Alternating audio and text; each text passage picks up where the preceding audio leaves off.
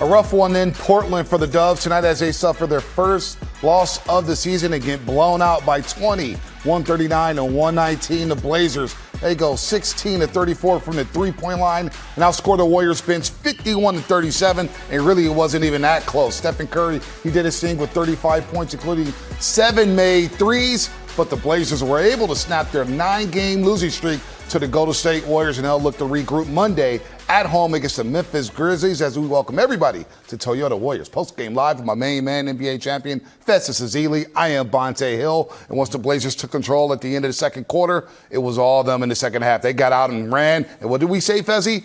Take care of the basketball. Wow, take care of the basketball, huh? Yeah.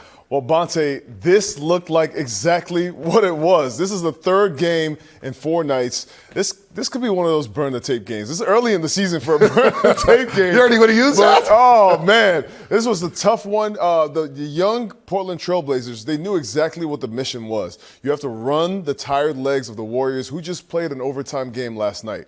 It's really hard. Human nature is you play up to your competition and you play down to the competition. I think the Warriors came into this game thinking it was going to be easy to win, but in the West, there are no easy games in the West anymore. No doubt about that. The Warriors committed 8 turnovers last night, tonight 25, and they started getting sloppy late in the second quarter. As this was a nip-and-tuck game, Blazers were starting to bring the energy, and then a 19-5 run at the end of the second quarter. Really, that was it. They didn't look back after this. And you see what happened here. Shaedon Sharpe was getting to the rim, but Deni Avdija was rolling with 20 first-half points. Deni Avdija, he was the MVP of the All-Star game in Europe at 18. So this is a guy that can really go. But what I saw from the Portland Trailblazers is young athletes with fresh legs. That's like the kryptonite for the Warriors tonight because you got older athletes and very tired legs. And so this is where Jonathan Kuminga can come through. But what I also love is the fact that Steph Curry was phenomenal tonight. He was brilliant. He looks healthy. He looks great.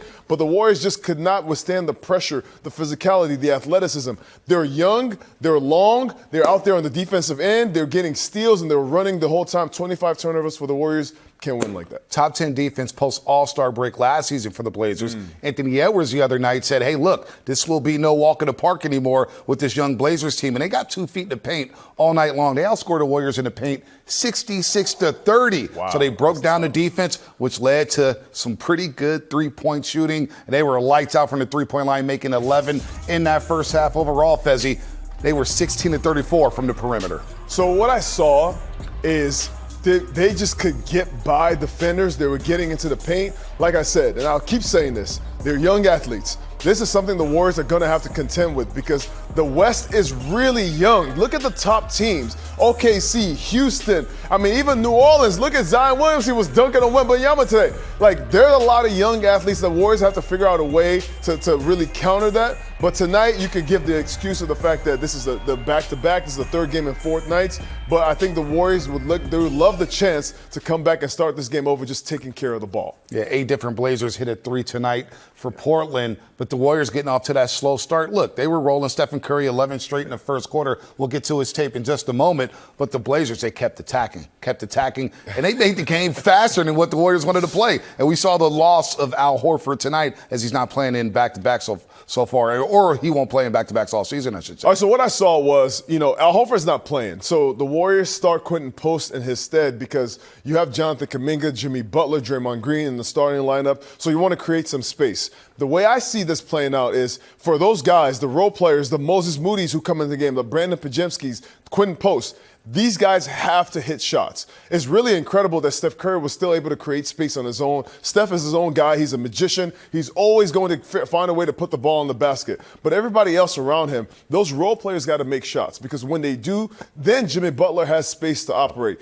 Then Jonathan Kuminga has driving lanes. You saw some plays where Jonathan Kuminga went downhill. He went into the paint, dunked on a couple people. Eric Congo's coming soon. And, those are the things that you want to see more of when the offense is really cooking. Well, let's get to Stephen Curry because he is aging like a fine wine tonight. His second consecutive half with at least 20 points. He was rolling in the first half, 24. Finished with a game high, 35 points. He's on a heater right now, Fezzi, 7-14. Now, at one point in the first quarter, he scored 11 straight and had 16 in that opening frame. I just want to know what everybody else's excuse is because this guy has 35,000 minutes in the NBA, playing incredible, high-intense basketball. He's running all over the place. He's cutting. He's making big shots.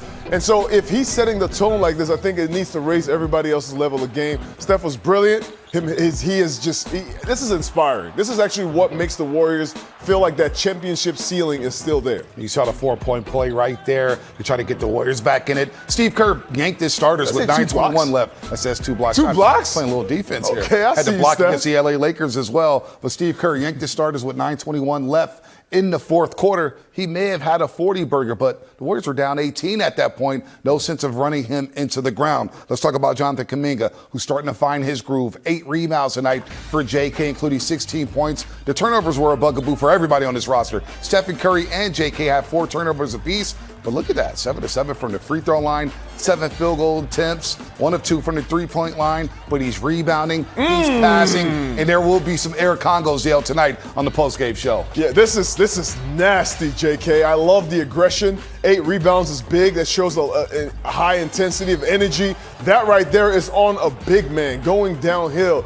These are plays I want to see more of. But for JK, I think the Warriors are trying to figure out who their third scorer is going to be. You know, Jimmy Butler is the second scorer. Steph is always going to be the first. And JK, he has to find spaces within the system, find ways to really take over. And his athleticism is really needed. On games like this, you have young athletes. JK still stood out. He's going against guys who are super athletic on the other team. So this is where the Warriors have a strength. They have a guy who can go against the other young athletes. Now, something we'll monitor all season long is when Al Horford is not playing in these back-to-backs. Who will step up off the bench? Who will step up in his role? Well, QP got to start for the Golden State Warriors, so Brendan Pajitsky slided to the bench alongside Moses Moody.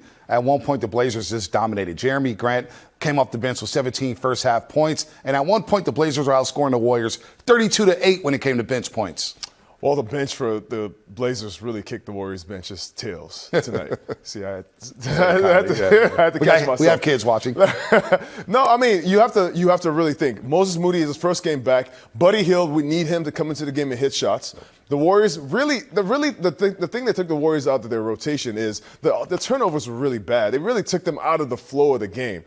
I understand, because when you're tired, those passes that are usually on time and on target, they're 1 second late. The defense is long and they're athletic. They're getting out and passing lanes. Kamar is exactly what you think he is. Mm-hmm. He's a great defender. He's getting out there. He's getting steals, and they're running. And that's what you don't want for a young team. So I thought the Warriors just did a sloppy job in the first half. The Portland Trail Blazers got confidence, and it was just really hard to stop. T. Stiebel off the bench, too. He hit some threes. We know he's a solid defender, but the shot making for the bench, Brendan Pajitsky, 2 of 9. Buddy Hield, only 2 field goal attempts, Fezzi fell, and Moses Moody in his first game back, his debut for this season, just 1 of 6. So the Warriors couldn't get anybody else to hit some shots. But as you mentioned, the rhythm was off because of the turnovers. So can we say we burning the tape now? Are we burning the tape? It's only game 3, Fezzi. Well, Fitz said it at the end of the fourth quarter. We go ahead and burn the tape. All right, so guys, if you don't understand, if you're just tuning into our show, you burn the tape when you have a really terrible game. Usually we save that for later in the season, but because the Warriors are started off 3 games in 4 nights, it looked like they have really slow legs. I can say we can start off this season with burning this tape. No, don't you want to teach your young fellas? You can teach them by saying taking care of the ball. Taking care of the ball is important. You can't let the young teams, you can't let teams who are really trying to find their confidence, you can't let them get into the game and gain that confidence by giving them easy layups. Yeah. I thought they gave the Trailblazers